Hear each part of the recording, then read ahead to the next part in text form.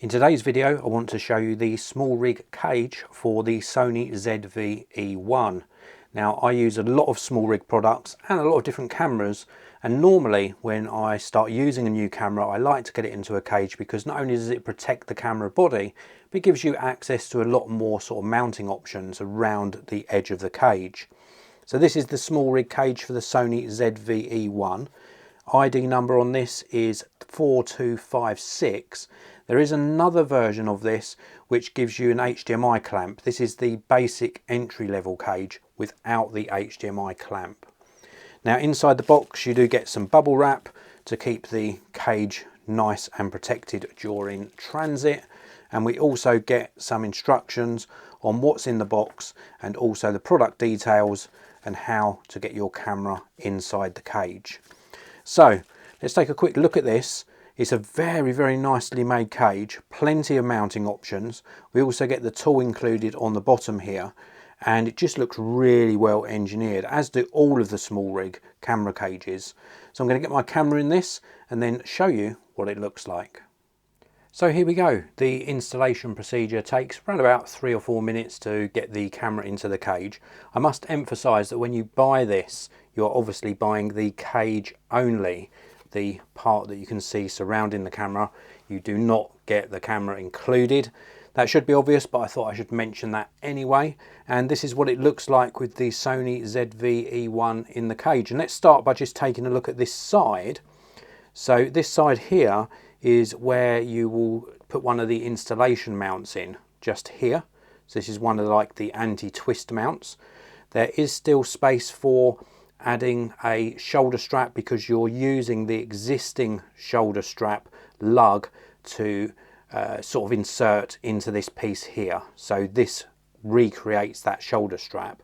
And then we've got various threaded mounts on the side, which is really nice to see. There's also another slot here, so you could put a shoulder strap on the side of the camera, for example. If we have a look on the opposing side, the same applies here.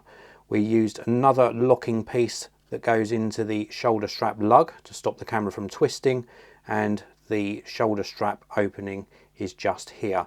And we've got some more mounts on this side. Still, we've got full access to all of the various doors on the camera, memory card, and also this bottom one here for the HDMI and headphone monitoring. And then if we take a look across the top here, we have got a cold shoe mount, full access to the hot shoe. We've got some threaded mounts here. The microphone is unobstructed. This switch here is unobstructed as well.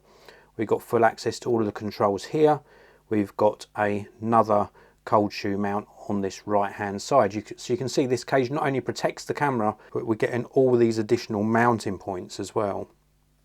Then if we look on the base of the camera, just here we have got the little tool, so it sits in its own little compartment down the bottom here. It's got magnets which keep it in place.